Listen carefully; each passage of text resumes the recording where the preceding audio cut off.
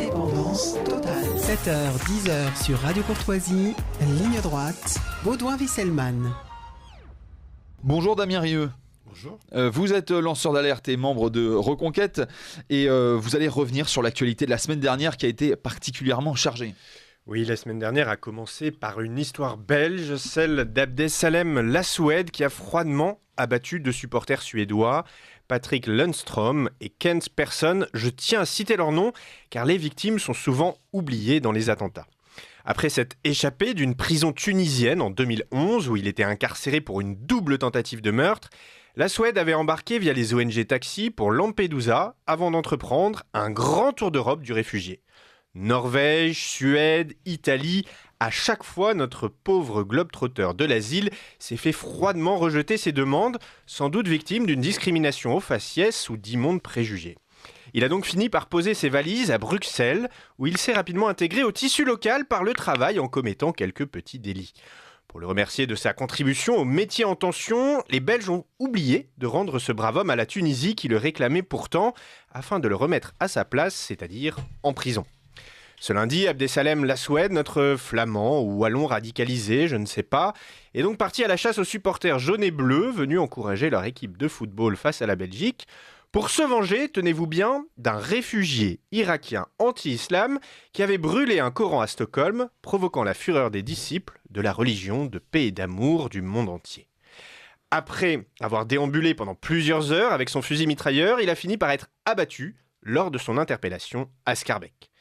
Eh bien, cela me rappelle des souvenirs, car figurez-vous, cher Baudouin, que j'ai eu l'immense plaisir, je dis bien immense plaisir, de vivre dans cette petite ville pendant une année lorsque je travaillais au Parlement européen. Adossé au quartier des institutions de l'UE, Schaerbeek, petite sœur de Molenbeek, était déjà connue pour être la base arrière logistique qui a servi à préparer les attentats du 13 novembre. Et vous vous en doutez bien, je garde un souvenir impérissable de cette expérience enrichie du vivre ensemble. On saluera néanmoins à l'issue de ce nouveau fiasco Schengen la décision du ministre de la Justice belge qui a présenté sa démission comme devraient le faire ses homologues français de la place Vendôme et Beauvau toutes les 48 heures s'ils avaient un semblant de dignité.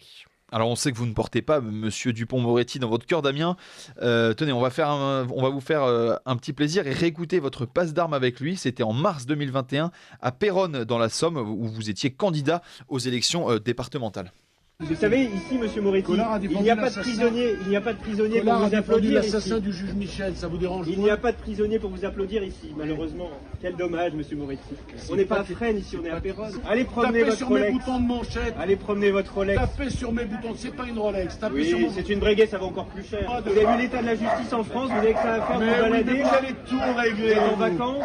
Vous pensez que les Français attendent du ministre de la Justice qu'il boit un café comme ça? C'est beau. Faites votre Non, travail, c'est un retournez grand travailler.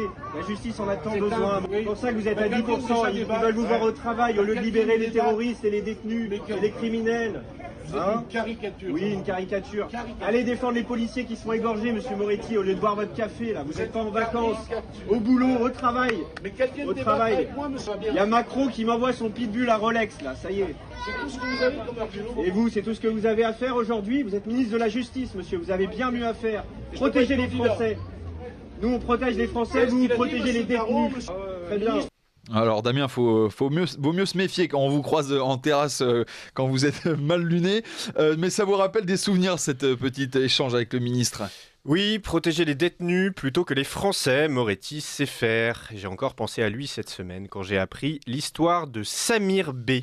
Samir B, c'est un violeur en série, déjà connu des services de police pour agression sexuelle, qui s'est introduit dans le service gériatrie de l'hôpital Victor Dupuy d'Argenteuil, dans le Val d'Oise, pour violer deux pensionnaires de respectivement 95 et 93 ans, cette dernière ayant succombé à son agression, et on a appris ce matin que la seconde est décédée également. Eh bien, figurez-vous que Samir B a été relâché en attendant son procès qui aura lieu le 16 novembre. Alors vous avez peut-être des nouvelles plus réjouissantes à nous raconter, Damien? Oui, mercredi dernier, j'ai eu la surprise de découvrir à la fois que Karim Benzema n'avait pas fait appel de ma victoire judiciaire contre lui, contrairement à ce qu'il avait promis, et donc que ma relaxe était définitive, Et en même temps, j'ai été surpris d'entendre Gérald Darmanin l'accuser d'être un islamiste en lien avec la confrérie des frères musulmans, en reprenant les arguments qui m'ont servi à gagner mon procès. Mais voyez-vous, entendre Darmanin dénoncer la confrérie, ça me surprend un peu, surtout qu'il n'a absolument rien fait contre eux en 3 ans, qu'il passe son temps à les recevoir au ministère dans le cadre du FORIF, le Forum de l'Islam en France, qui remplace le CFCM, et qu'il va même les visiter et les féliciter, comme à la mosquée de Bussy en février 2022, mosquée frériste, où on trouve pourtant des livres appelant au djihad armé, de conquête, ou bien il y a quelques années au fameux lycée Averroès en compagnie de l'islamo-droitiste Xavier Bertrand. Ceci étant, je ne peux que me satisfaire de ce début de prise de conscience, espérons qu'il passe à l'action néanmoins avec un peu plus de succès que sa lutte contre l'insécurité. Pour cela, il pourrait commencer par s'inspirer de l'Autriche, qui a tout simplement interdit les frères musulmans. Merci Damien Rieu, je rappelle que vous êtes lanceur d'alerte et membre de Reconquête.